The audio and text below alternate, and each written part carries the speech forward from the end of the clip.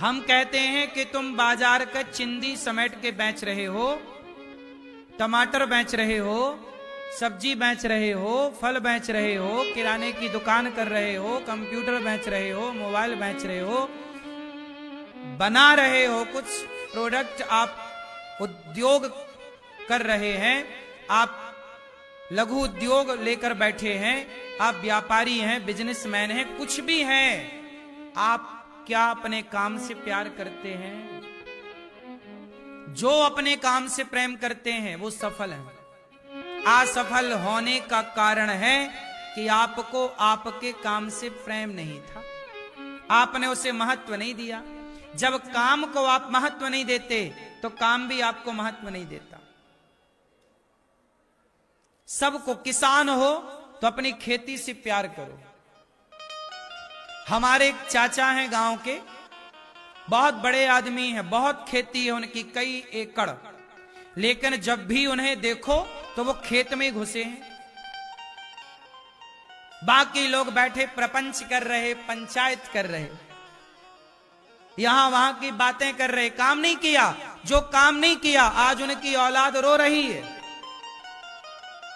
आज उनके रोटी का भी ठीक से जुगाड़ नहीं है। समय था तो दुरुपयोग किया, और वो सब कुछ था फिर भी वो खेत में अपना काम करते रहते, तो वो तब भी खुश थे। आज उनके बच्चे खुश हैं, वो भी खुश हैं। आपको क्या लगता है, आपके कार्य से आपके बच्चे भी प्रभावित होंगे, आने वाली पीढ़ी? आपने समय को बिगाड़ा है या बनाया है? समय को जो बिगाड़ा, तो किसान का मतलब क्या? जिसके हाथ में, जिसके पांव में माटी ना लगे वो किसान किस बात का? 24 घंटे शरीर में कहीं ना कहीं माटी लगी रहे, वही किसान है। काम करने वाले के शरीर में माटी रहेगी किसान यदि है तो। क्यों? बात सही है। आप में से कोई किसान है? तो किसान को खेत में डूबना पड़ता है, खपना पड़ता है। बात सही है कि गलत है? फिर आप सोचें कि खेत ना जाना पड़े, हाथ में माटी ना लगे, हमारे कपड़े गंदे ना हो और आप किसान हो जाए। नहीं साहब, नौकरों के भरोसे किसानी नहीं होती। कितना भी बड़ा आदमी हो, किसान है तो उसे उतरना पड़ेगा खेत में। सही है? आप कितनी भी बड़ी फैक्ट्रियां लगा लो, आपको निरीक्षण तो करना पड़ेगा। नौकरों के भरोसे फैक्ट्रियां नहीं चलती। जो नौकरों के भरोसे थे सब बर्बाद हो चुके हैं। देखना पड़ता है साहब काम को। इसलिए मेहनत करने वाले, सबसे ज्यादा मेहनत कौन करता है? भगवान श्रीमन नारायण। सबसे ज्यादा मेहनत कौन करता है? भगवान नारायण। क्या मेहनत करते हैं? दुनिया बनाते हैं, चलाते हैं, संहार करते हैं, वही ब्रह्मा विष्णु प्रकट करते हैं। उन्हीं की 3 शक्तियां ब्रह्मा विष्णु कहलाती हैं, महेश कहलाती हैं। भगवान काम करते हैं तो लक्ष्मी जी उनके पांव दबाती हैं। जो काम करेगा, मेहनत करेगा, दिमाग से, शरीर से, लक्ष्मी उसके पास रहेंगी। जो करेगा नहीं, लक्ष्मी उसका साथ छोड़ देती हैं। जो निकम्मा है, आलसी है, लक्ष्मी कभी उसका साथ नहीं देती। जो आलसी है, लक्ष्मी सदा उसके साथ रहती हैं। जो मेहनती है। मेहनत 2 तरह की होती है, एक शारीरिक परिश्रम, एक मानसिक परिश्रम। जैसे इंजीनियर, बड़े बड़े उद्योगपति, ये शारीरिक परिश्रम कम करते हैं, ये मानसिक परिश्रम करते हैं। हाँ या ना? टाटा बिरला काम थोड़ी करते हैं, ये दिमाग से चलते हैं, दिमाग इनका काम करता है। शरीर से काम करने वाला बड़ा नहीं होता, दिमाग से काम करने वाला बड़ा होता है। इसलिए काम का मतलब ये नहीं है कि तुम शरीर से काम लग जाओ। ठीक है, शरीर का परिश्रम भी ठीक है, करना तो पड़ता है। टाटा बिरला को भी काम तो करना ही पड़ता होगा, शरीर भी दौड़ना है, जाना भी है, देखना भी है। लेकिन दोनों में, शरीर और बुद्धि दोनों में ज्यादा काम किससे लेना चाहिए? बोलो, शरीर से ज्यादा काम कि दिमाग से ज्यादा काम? बोलो। और आज के लड़के दिमाग नहीं लगा रहे हैं, सारा दिमाग ये पंचर कर लेते हैं पढ़ने में। पढ़ना बिल्कुल बुरा नहीं है साहब, पर पढ़ लिख करके आप यदि केवल नौकरी चाह रहे हैं, नौकर बनना चाह रहे हैं, तो मुझे लगता है कि फिर आपने पढ़ाई ठीक से नहीं की। दिमाग लगाओ साहब, दिमाग वाले लोग सफल हैं। पढ़े लिखे लोगों से ज्यादा सफल दिमाग वाले हैं। सही है?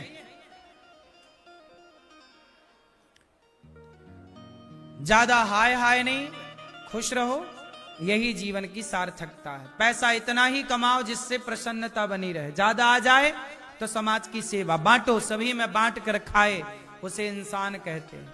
सबके लिए जियो, अपने लिए तो सब जी रहे हैं, कुत्ता बिल्ली भी, सबके लिए जीने वाला बड़ा होता है। सबके दुख दर्द में काम आने वाला बड़ा होता है। ये दास अनिरुद्ध, हम कमाते हैं किसके लिए? कार्य करते हैं, हमारी प्रत्येक मेहनत, हमारा शरीर का प्रत्येक पसीने की बूंद किसके लिए है? बोलो, हम किसके लिए कार्य कर रहे हैं? हमें समाज की सेवा करना अच्छा लगता है। गौरी गोपाल आप वृंदावन आए, आपको पेट भर भोजन मिले, ये हमारी इच्छा है, हमारा नशा है ये। कुल मिला के ये कहो कि जैसे शराबी शराब के बिना नहीं रह सकता, गंजेड़ी गांजा के बिना नहीं रह सकता, ऐसे ये दास अनिरुद्ध सेवा के बिना नहीं रह सकता। सेवा के बिना रह ही नहीं सकते। तो सेवा मेरा एक नशा है, मेरा शौक है, नशा है सेवा। इसलिए गौरी गोपाल में जो आ रहे हैं सबकी सेवा हो रही है। मेरी जितनी औकात है, जितनी क्षमता है, उतनी सेवा हो रही है। क्यों? मेरी मां, वृद्ध माएं कोई आ जाती हैं, उनको सेवा हो जाती है इनके रहने की। देखो 290 माएं रहती हैं, 150 बच्चे गौरी गोपाल गुरुकुल में पढ़ रहे हैं। मेरी जितनी क्षमता है, इस उम्र के हिसाब से मैंने जो बन पड़ा किया, सेवा के कार्य अच्छा लगता है। आपसे भी प्रार्थना करता हूं, आप भी इन सेवाओं में सहयोगी बनो, जुड़ो इन सेवाओं से। सेवा करने से संतुष्टि मिलती है। हम कमाते हैं किसके लिए? इन माओं के लिए। सब सेवाओं में खर्च होता है। मैंने अपने लिए तो आज तक घर भी नहीं बनाया। कोई नहीं बता सकता कि मेरा घर कहां है वृंदावन में, है ही नहीं तो बताएगा क्या? मैंने घर नहीं बनाया।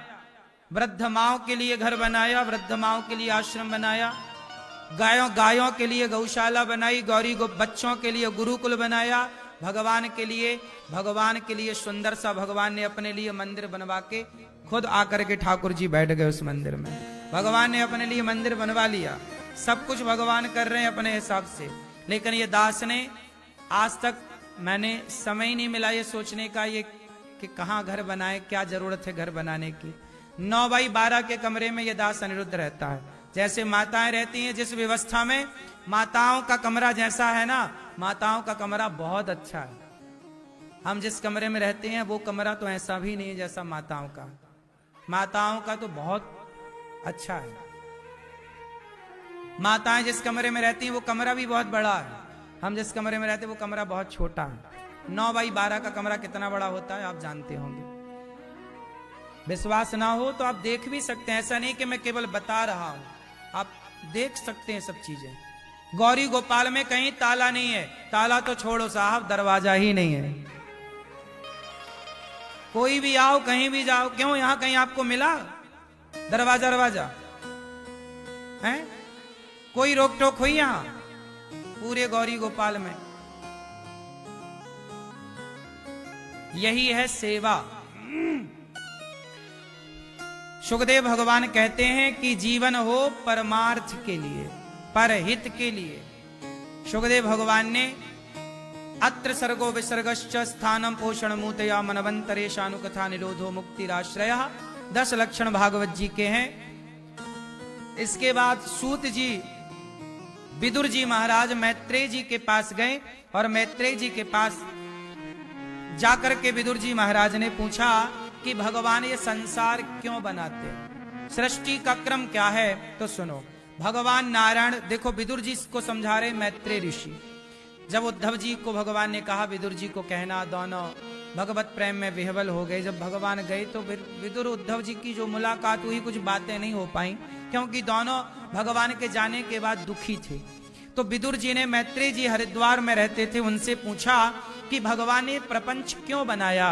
तब कहा कि सुनो, भगवान नारायण की नाभि से कमल पैदा हुआ, कमल में ब्रह्मा जी प्रकट भये और ब्रह्मा जी ने संसार रचा, ब्रह्मा जी ने सृष्टि की। सबसे पहले ब्रह्मा जी ने सनकादियों को प्रकट किया, सनक, सनंदन, सनातन, सनत कुमार, सनकादि जो भगवान नारायण के अवतार हैं। फिर इनके बाद ब्रह्मा जी ने रुद्र को, भगवान शिव को प्रकट किया अपनी भ्रकुटी से। फिर ब्रह्मा जी ने 10 प्रकार की सृष्टि उत्पन्न की, महातत्व की, अहंकार की, भूत सर्ग की, इंद्रियों की, मन की, देवताओं की, अविद्या की, वृक्षों की, पशु पक्षियों की और मनुष्य की। हम भगवान की सृष्टि में 9वीं सृष्टि है। मनुष्य कौन सी सृष्टि है, कौन से नंबर की? 9वें नंबर की। 10वीं सृष्टि है देवता, पितर, असुर, गंधर्व। इसके बाद ब्रह्मा जी ने 4 युग को बनाया, युग विभाजन किया, सतयुग, त्रेता, द्वापर और कलयुग। चारों की आयु निश्चित की के सतयुग की आयु क्या होगी, कलयुग की 4,32,000, द्वापर की 8,64,000 वर्ष, त्रेता की 12,96,000 वर्ष और सतयुग की 17,28,000 वर्ष। ये चारों युगों की आयु निश्चित हुई। फिर मनवंतर, एक कल्प और एक कल्प में 73 बार चतुर्युग जब बीत जाते हैं तब मनवंतर एक होता है। ऐसे 14 मनवंतर बनाए। इसके बाद ब्रह्मा जी ने मनु शत्रुपा को प्रकट किया अपने शरीर के एक अंग से मनु, दूसरे अंग से शत्रुपा। मनु शत्रुपा जी से कहा सृष्टि करो, पर कैसे करें, पृथ्वी का पता नहीं, क्योंकि हिरण्याक्ष नाम का दैत्य पृथ्वी को रसातल में छिपा चुका है, समुद्र में। तब 12 भगवान प्रकट भये ब्रह्मा जी की नासिका छिद्र से। बोलिए 12 भगवान की। हिरण्याक्ष को मारकर भगवान वाराह ने पृथ्वी की स्थापना की और तभी 12 भगवान का पृथ्वी से विवाह भी हुआ। पृथ्वी किसकी पत्नी है? 12 भगवान की, भगवान की पत्नी है। इस पृथ्वी के एक बेटा भी हुआ, नाम हुआ भौम। क्या नाम हुआ?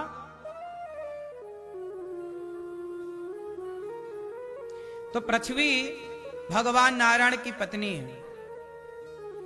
अब पृथ्वी की स्थापना हुई और इसलिए हमारे 12 भगवान पृथ्वी को स्थापित करने वाले माने जाते हैं। फिर मनु शत्रुपा के द्वारा संतान मैथुनी सृष्टि का क्रम स्टार्ट हुआ और मनु जी की 3 बेटियां हुई, आकुति, देवहूति, प्रसूति। आकुति का विवाह रुचि प्रजापति से हुआ, जिनके यहाँ यज्ञ भगवान हुए। देवहूति का विवाह करदम जी से हुआ, जिनके यहाँ 9 बेटियां और 10वें कपिल भगवान प्रकट हुए। देवहूति माता अपने पति के साथ प्रेम से रहती हैं, पर जब 9 बेटियों का विवाह हो गया तो करदम जी बोले देवी आज्ञा दो। बेटा भी हो गया, बेटा सौंप दिया पत्नी को। अब करदम जी निकल गए जंगल की ओर। देखो हमारे सनातन धर्म में कितनी अच्छी अच्छी व्यवस्थाएं हैं, लेकिन आज की लोगों ने सारी व्यवस्थाओं को चौपट कर दिया। समाज की एक सबसे बड़ी व्यवस्था है आश्रम। कितने आश्रम होते हैं? क्यों? सनातन धर्म में कितने आश्रम? ब्रह्मचर्य, गृहस्थ और आगे कौन सा? वानप्रस्थ। चौथा कौन सा? सन्यास। कितने आश्रम होते हैं? 4। कितने आश्रम होते हैं? कौन कौन से? पहला आश्रम ब्रह्मचर्य, मतलब पहले शादी के पहले तक ब्रह्मचारी रहो। पराई स्त्री पराई पुरुष लिविन में बिल्कुल ना रहो। आज के छोरा छोरी लिविन में रह के बर्बाद हो रहे हैं। बोलो हाँ, ब्रह्मचारी है ही नहीं। फिर ब्रह्मचारी के बाद, ब्रह्मचर्य के बाद क्या है? गृहस्थ। गृहस्थ में आओ और गृहस्थ में कितने दिन रहो? क्यों मैया, गृहस्थ आश्रम में कितने साल रहना चाहिए? आप बताओ लाल मैया। मैया ये बताएंगी गुलाबी मैया। मैया ये गृहस्थ आश्रम में कितने दिन रहना चाहिए? हैं? जिंदगी भर? चश्मा वाली मैया आप बताओ, तीनों बताओ, गृहस्थ आश्रम में कितना टाइम रहना चाहिए? कितने वर्ष हैं? 50 महीने, 50 वर्ष। हाँ, 25 साल ब्रह्मचर्य, 25 साल गृहस्थ, 25 साल वानप्रस्थ, 25 साल सन्यास, टोटल 100 साल की उम्र को 4 भागों में डिवाइड किया गया। 25 साल ब्रह्मचारी रहो, गृहस्थ में जाओ, पत्नी के साथ 25 साल रहो, बच्चे पैदा करो, बच्चों को पढ़ाओ लिखाओ, काबिल बनाओ, योग्य बनाओ, लायक बनाओ, बच्चों को सेल्फ डिपेंड बनाओ। जिस दिन तुम्हारी बेटी तुम्हारा बेटा आत्मनिर्भर हो गया, बेटी और बेटे का आपने विवाह कर दिया, उस दिन आपकी गृहस्थी का कर्तव्य हो गया पूरा। हो गया कि नहीं? आप में से कितने लोगों की बेटी और बेटों का विवाह संपन्न हो चुका है? बेटी बेटों का विवाह हो गया, अब आप लोगों की गृहस्थी हो गई पूरी। मैया आपकी बेटी बेटों का विवाह एक का अभी बाकी है, कब करोगी? हैं? तो जब आपकी बेटी और बेटे का विवाह हो जाए फिर क्या हुआ? आपकी गृहस्थी हो गई पूरी। अब गृहस्थ आश्रम से निकलो, पति पत्नी दोनों रहो साथ में, पर गृहस्थ में नहीं। अब वानप्रस्थ आश्रम में प्रवेश कर जाओ। वानप्रस्थ का मतलब क्या है? वानप्रस्थ का मतलब क्या होता? गृहस्थ में तो देखो ऐसा है ना मैया, जब तक बच्चे होते हैं ना घर से निकलने की फुर्सत नहीं मिलती। बच्चों को पढ़ाना लिखाना सब नाना प्रकार के काम। पर बच्चे जब शादी ब्याह हो जाए तो बच्चे हो गए बड़े, अपना खुश। अब दोनों आप पति पत्नी निकलो यात्रा में, तीर्थ यात्रा। और तीर्थ यात्रा ऐसे नहीं कि 2-4 दिन की, 25 साल आते जाते रहना, ऐसे नहीं। 1 महीना वृंदावन में, 1 महीना हरिद्वार में, 1 महीना अयोध्या जी में, काशी में, 1 महीना। हमारे भारत में इतने सारे तीर्थ रहो। घर में पड़े पड़े कौन सा तुम्हें हलवा बादाम का रोज मिल रहा है, और अपमान और मिल रहा है, बहू सुना रही है 10 बातें, लेकिन तुम भी तो कहां सुधरने को तैयार हो। 100 जूते खा के भी आदमी घर की मोह ममता नहीं छोड़ता। बड़ी प्रबल माया है। 100 जूते खा के भी आदमी पड़ा है घर में। सही है? आप लोग समय निकालो, जवानी भर कमाया कमाया कमाया, बच्चों को अब कुछ दो, कुछ अपने पास। अब बुढ़ापा आया, अब बेटा बेटी हो गए, अब निकलो और धामों में रहो, कथा सुनो और दान पुण्य करो। अपने चित्त को अब भगवान से जोड़ो। अब बेटा बेटी से मन हटाओ, क्योंकि अब तुम्हारा जीवन का ये 3रा चरण चालू हो गया ना। मृत्यु के अब दिन करीब हैं। 50 साल हो गए आपके माना की उम्र के, 60 साल के हो गए। अब बचे कितने हैं? अभी 40 और जी होगी।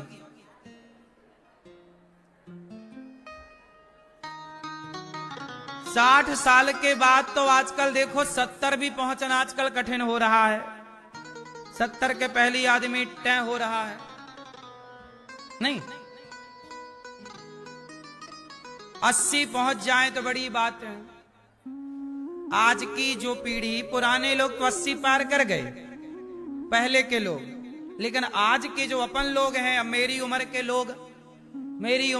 लोग 80 तक पहुंचेंगे नहीं। पहले के जमाने में लोग यूरिया नहीं खाते थे। क्या नहीं खाते थे? डीएपी नहीं खाते थे। आजकल तो सब फसलों में डीएपी यूरिया खा खा के तुम ज्यादा थोड़ी जी पाओगे। पहले का खान पान शुद्ध था। आज के लड़के छोरा छोरी कमजोर हैं। ये सब डीएपी की पैदाइश है, यूरिया की। बोलो हाँ। किसान भी भर भर के डीएपी डाल रहा है, फसल और जल्दी ज्यादा आए। सही है। आपने देखा होगा जब गेहूं फसल कट के आती है तो गेहूं को सूंघना, उसमें डीएपी की गंध होती है, महकती है, यूरिया महकती है। बोलो हाँ, ये बात सही है कि गलत है? मैया सही है कि गलत है? इसका मतलब है कि वो डीएपी यूरिया उस दाने में, फसल में चली गई, इसलिए अब वो सारा पदार्थ जहरीला है लगभग, इसलिए आयु अब कम हो रही है। पहले के लोग 90 तक तो जाते ही जाते थे। आज भारत की औसत आयु 70 साल है, अधिक से अधिक 70 जीता है आदमी। सही है। इसलिए हम लोगों की मैया अब 70-80 ही रहेगी, और क्या रहेगी इससे ज्यादा। इसलिए कहता हूं कि अब देखो जल्दी से भजन शुरू कर दो, बेटा बेटी को सौंप दो और अपना तीर्थ यात्रा नाम गा लो, भगवान का कथाएं सुन लो, क्योंकि अब बुढ़ापा आ गया, चित्त भगवान में लगेगा तो सदगति होगी, वरना भजन करो मस्त जवानी में, बुढ़ापा किसने। बुढ़ापे का इंतजार ना करो कि बुढ़ापा आएगा तो भजन करेंगे, नहीं मैया। आपका बुढ़ापा आएगा, कब आएगा? बुढ़ापे में नहीं, 50-60 साल तक भी आदमी सही होता है। सही है। दोनों जाओ तीर्थ यात्रा में। तीर्थ यात्रा से जब जाओगी घर में तो बहू बादाम का हलवा परोसेगी, लो माँ जी खाओ।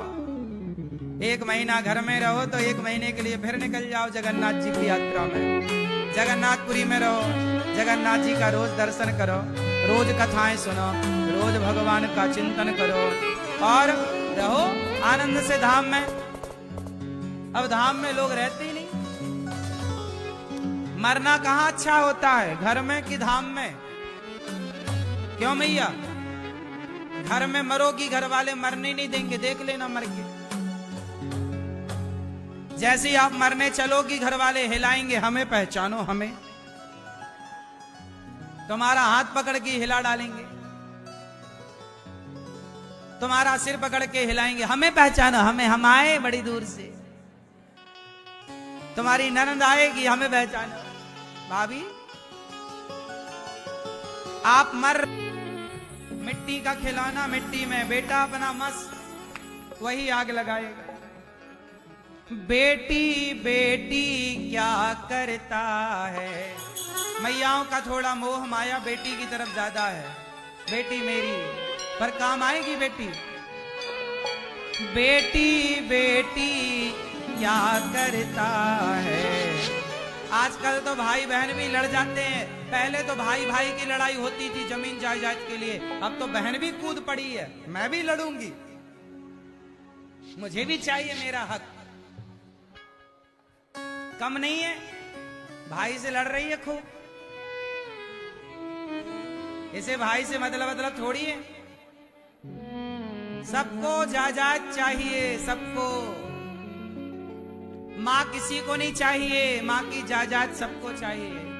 बाप किसी को नहीं चाहिए, बाप की दौलत सबको चाहिए।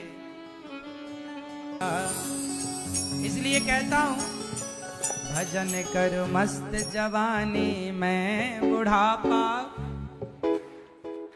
कर लो भजन, नाता संबंध भगवान से जोड़ लो, वरना आखिरी में कुछ कह ना पाओगे। आखिरी समय पर दान करने का मन होगा पर दान कर ना पाओगे। कथा सुनने का मन होगा पर बहरे हो जाओगे तो सुन क्या पाओगे। वृंदावन आने का मन होगा पर लंगड़े हो जाओगे तो आ ना पाओगे। जिह्वा से नाम बोल पा रहे हो बोल लो, फिर गूंगे हो गए तो बोल ना पाओगे। क्यों जी, बात सही है। बहुत लोग सोचते हैं मेरे पांव अच्छे होते तो मैं भी जाती, मैं भी जाता। जब अच्छे थे तब आए नहीं, अब लंगड़े हो गए, अब इच्छा है कि जाएं पर क्या करें, जा नहीं सकते क्योंकि अब तो पांव काम नहीं कर रहे हैं। सही है।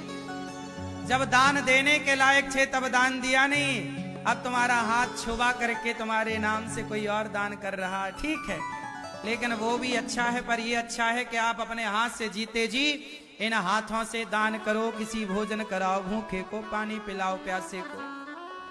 जीते जी अच्छे काम करो, मरने के बाद तो फिर जो होगा सब करेंगे ही, सब निमित्त तो हो गई। क्यों मैया, सारे काम मरने के बाद क्यों हो, कुछ काम आप जीते जी कर लो। क्या भगवान के चरणों में मन कैसे लगे, मेरा मन बड़ा चंचल है। तब कपिल भगवान ने मां देवहूति से कहा, तितिक्षवः कारुणिकाः सुहृदः सर्वदेहिनां अजात शत्रवः शांता साधवः साधुभूषण। मां, सहनशील जो संत हैं उनका संग करो, अपने मन को सहनशील बनाओ, हृदय में करुणा भरो। जिसके भीतर दया है, करुणा है, प्रेम है, सहनशीलता है, वही सत्संगी है। कपिल भगवान ने कहा, मां, सब में ईश्वर को देखो, मत भयात वाति बातो यम सूर्यस्तपति मत भयात। सब भगवान नारायण कह रहे हैं, कपिल भगवान, कि सब मेरे भय से ही भयभीत होकर कार्य करते हैं। भय के बिना कार्य नहीं होता, भय बिन हो ही न प्रीत, कार्य नहीं होता। समय से सूर्य का उगना, समय से सूर्य का अस्त होना, ये क्या दर्शा रहा है कि भगवान के भय से सब सृष्टि सुव्यवस्थित चल रही है। ये संसार किसके भय से चल रहा है? भगवान के। इसलिए भगवान की बहुत सारी मुक्तियां हैं, सामीप्य है, सारूप्य है, सायुज्य है इत्यादि पद पदार्थ भी संत जन भक्त जन नहीं लेते। कपिल भगवान कह रहे हैं, मां, अहम सर्वेषु भूतेषु भूतात्मा अवस्थितः सदा। सब में मुझे ही देखा जाए, यही उत्तम है। कपिल भगवान ने जो ज्ञान दिया ना मां देवहूति को, उसी ज्ञान को कहते हैं सांख्य। क्या कहते हैं? सांख्य उपदेश, सांख्य योग, कर्म योग, भक्ति योग, अन्य योग हैं, ऐसे सांख्य योग है। सांख्य योग में क्या है? सांख्य योग में मूल बात कही गई कपिल भगवान जी के द्वारा कि सब में ही ईश्वर को देखा जाए। केवल मंदिर में भगवान को देखे और सब में ना देखे, उसके लिए कपिल भगवान कह रहे हैं कि वह राख में आहुति करने जैसा है, मिथ्या, व्यर्थ।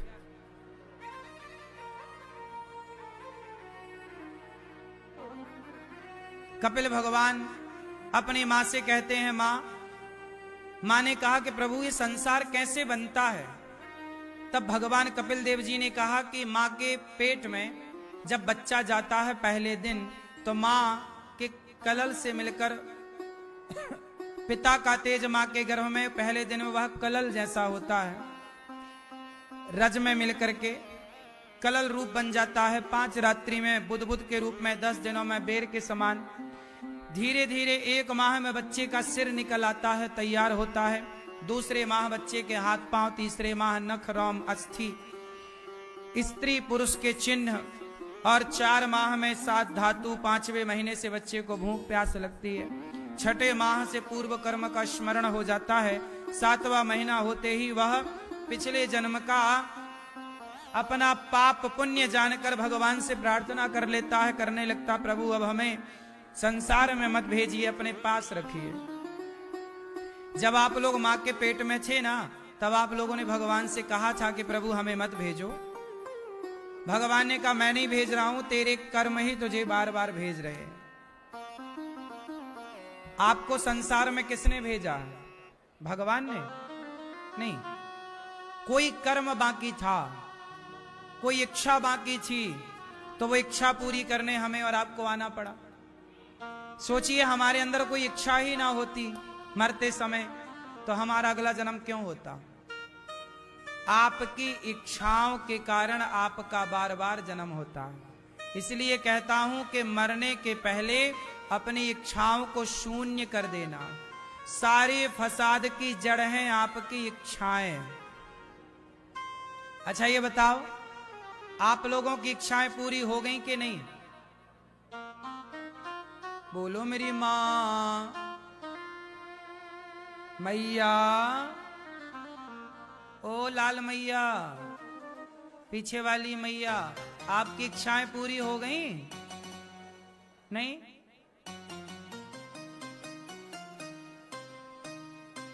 ये पीली मैया, आपकी इच्छाएं पूरी हो गई मेरी मां? इच्छाएं ही पूरी नहीं हो पा रही हैं। क्या पूरी नहीं हो पा रही हैं? बोलो। इच्छाएं। सारी जिंदगी बीत गई, क्या पूरी करने में इच्छाएं, और इच्छाएं पूरी हुई नहीं। इसका मतलब यह हुआ कि इच्छाओं ने हमें ठग लिया। इच्छाओं ने हमें ठग लिया। इसलिए कहता हूं, अपनी इच्छाओं को ही छोड़ दो। मुक्ति चाहते हो तो इच्छाओं को शून्य कर दो। कोई कामना नहीं, निष्काम बन जाओ। आपकी इच्छाएं पूरी हो गई मैया? क्या अभी कुछ हैं? हैं? ये भी पूछ के बताओगी पड़ोसन से?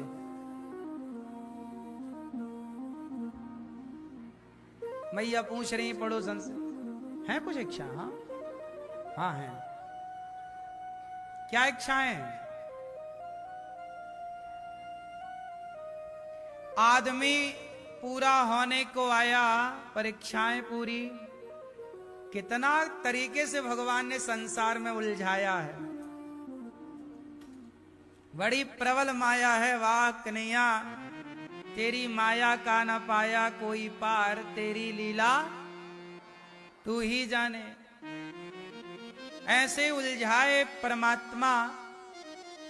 इच्छाएं, आदमी पूरा होने को आया पर इच्छाएं अभी हैं। इसलिए कहता हूं मेरी मां, समझदार हैं वो जो स्वयं पूरे हों उसके पहले इच्छाओं को पूरा कर लें। जिनकी इच्छाएं समाप्त हो गई, कोई कामना नहीं। जियो पर कामना के साथ में, निष्काम। कैसे बनो? कैसे बनो? निष्काम। क्या कामना रखना? हमारी कामना रखने से होना भी क्या? कामना कितनी भी रख लो, होता तो वही है जो भगवान को मंजूर होता है। इसलिए कामनाएं करके क्यों फिजूल में फंसना? फंसना ही है। भरत जैसे ज्ञानी एक राजा थे, भरत। उनका मरते समय मन एक मृग में लग गया तो उन्हें मृग की योनि में जाना पड़ा। जब मृग में मन लगा तो उन्हें मृग बनना पड़ा। आपका भी मन मरते समय यहां वहां लग जाए तो क्या बनना पड़ेगा? इसलिए कहता हूं कि मन को ना लगाओ यहां वहां। सही? इसलिए मन के हारे हार है, मन के जीते जीत। मन ही मिलावत राम से, मन ही करत फजीत। मन की गति है अटपटी, झटपट लखे न कोय।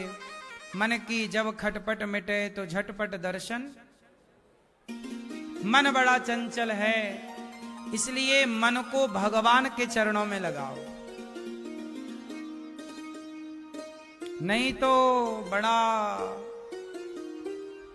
सताने वाला है ये मन, सब कुछ बिगाड़ देगा।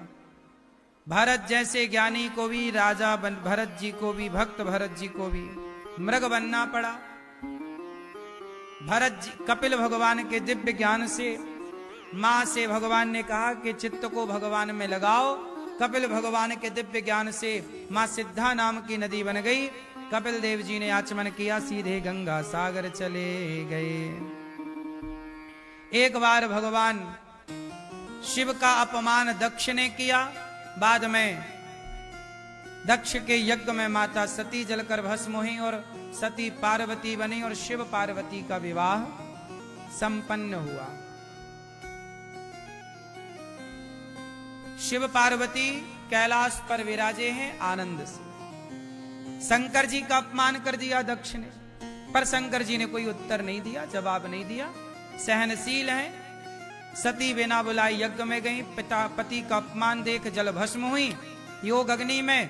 तब भगवान शिव ने दक्ष के यज्ञ को विध्वंस कराया। वीरभद्र ने तोड़ करके सिर स्वाहा कर दिया। तब माता सती का शरीर जलता हुआ शिवजी लेकर गए। माता सती का जलता शरीर जब शंकर जी ने कंधे पे रखा और छोड़ ही नहीं रहे, जला हुआ शरीर जब कंधे पर लिए लिए घूमे, तब भगवान नारायण को बड़ी दया आई कि शंकर जी पत्नी के प्रेम में मोहित हैं और छूट नहीं रही है पत्नी। तब भगवान नारायण ने अपने सुदर्शन से माता सती के शरीर को काट कर 52 टुकड़े किए। तो जहां जहां वो टुकड़ा गिरा वह एक एक शक्ति पीठ बनी, 52 शक्ति पीठ। फिर वही माता सती पार्वती बनी। तब शिव पार्वती का विवाह संपन्न हुआ। बोलिए शंकर भगवान की। ऐसे शिव कैलाश पर विराजे हैं माता पार्वती के साथ। शिव जी कैसे हैं? शिव जी है दानी। शिव जी क्या करते हैं? दान करते हैं। क्या? कोई मृत्यु को यदि टालना चाहता है तो वो शिव जी की शरण में जाता है और शिव जी के महामृत्युंजय मंत्र से वह मृत्यु को भी टाल देता है। तो शंकर जी दानी हैं जो जीवन दान देते हैं। क्या दान देते हैं? ऐसे ही भगवान नारायण दानी है, दाता एक राम भिखारी सारी दुनिया। देवता भी दानी होते हैं। अच्छा, वृक्ष दानी है कि नहीं? वृक्ष, पेड़ पौधे दानी है कि नहीं? क्यों मैया? पेड़ पौधे क्या दान करते हैं? फल, फूल, छाया, लकड़ी। सबसे बड़े दानी वृक्ष ही हैं, है ना? वृक्षों की राख भी काम आती है बर्तन मांजने के। तो सबसे बड़े दानी है वृक्ष, सबसे बड़ी दानी है नदी। सबसे बड़े दानी कौन? वृक्ष फल दान करते हैं, सबको खिलाते हैं, खुद नहीं खाते पेड़। तरुवर फल नहीं खाते हैं। नदी न पीवे नीर, परमार्थ के कारण साधु धरा शरीर। जो दूसरों के बारे में सोचते हैं उनमें एक वृक्ष है और नदी है। ये लोग परोपकार के लिए जीते हैं। पेड़ है, फल दूसरे ले जाओ, छाया तुम पाओ। स्वयं धूप में तपा रहता पेड़ तो सबको छाया, नदी सबको पानी पिला रही है। ऐसे ही आपको भी सीखना चाहिए कि हम भी इन वृक्षों की तरफ परोपकारी बने। पेड़ पौधों के पास तो हाथ पांव नहीं है, फिर भी वो परोपकारी है। एक जगह खड़े हैं फिर भी वो परोपकारी हैं। हम 1000 जगह जा सकते हैं, हाथ पांव से चल सकते हैं, फिर भी परोपकार ना करें तो ये हमारा दुर्भाग्य है ना। सही है ना मेरी माँ? इसलिए बच्चों को क्या सिखाओगे? बच्चों को एक साधु आए, कहा भिक्षाम देही, ए माता मैया भिक्षा दे दो। मैया बोली बाबा चला जा, कमाता धमाता कुछ है नहीं, हट्टा कट्टा शरीर लिया, आ गया मांगने, चल। डांट दिया एक मैया ने। तभी वहां एक छोटी सी कन्या 5-7 साल की लड़की खेल रही थी आंगन में। तो साधु आए, कन्या से बोले, लड़की एक बेटी थोड़ा तुम अपने आंगन की धूल ही हमें दे दो। धूल तो कोई देख रहा था, उसने कहा बाबा धूल का क्या करोगे? धूल खाओगे क्या? नहीं। साधु बोले कि इस घर में रोटी देने के संस्कार नहीं है। कम से कम आज ये लड़की जब बड़ी होगी, जवान होगी, तो जैसी इसकी माँ ने व्यवहार किया मेरे साथ, कम से कम इसके द्वार पर कल कोई आएगा, आज ये धूल देगी तो कल रोटी भी देना सीखेगी।